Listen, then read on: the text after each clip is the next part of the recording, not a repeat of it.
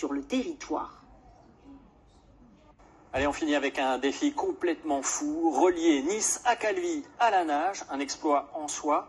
Encore plus quand on a peur de l'eau, d'anciens aquaphobes s'élanceront en effet pour traverser la Méditerranée à partir du 25 juin. En attendant, pour combattre leur peur, ils s'entraînent de jour comme de nuit. Manon Amiot et Diane Cacciarilla les ont suivis. Pour enlever sa doudoune, à 22 h en hiver, il faut du courage. Ouais, là, il fait super froid. Franchement. Et pour se jeter dans une eau à 12 degrés, dans l'obscurité, il va en falloir d'autant plus. C'est parti pour 20 minutes de nage avec la baie illuminée de Villefranche-sur-Mer en arrière-plan. Difficile d'imaginer qu'il y a quelque temps, Jean-Luc et Eliane étaient aquaphobes. Moi, je ne savais pas nager. On m'a fait peur quand j'étais enfant. Et j'ai jamais voulu mettre la tête sous l'eau et me mettre dans l'eau. J'ai appris à 53 ans. Je voulais arrêter de fumer. J'ai cherché un sport et je suis tombé sur la natation. Encadrés par Julien, maître nageur, ils se sont libérés de leurs craintes.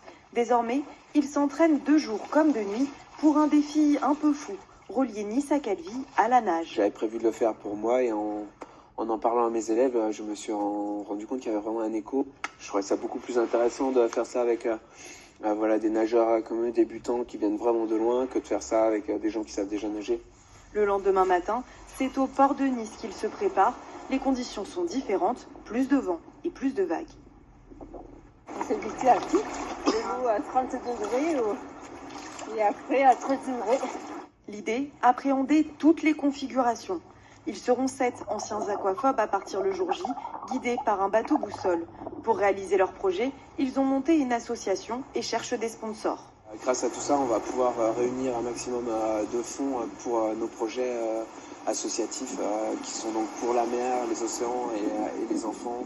Et on veut vraiment associer la protection des mers à la lutte contre la noyade. Le départ est prévu autour du 25 juin. Pour 200 km de traversée, enrôlés 4 heures par jour chacun, leur défi devrait s'étaler sur 8 jours. Et c'est le moment de se jeter à l'eau. Jacqueline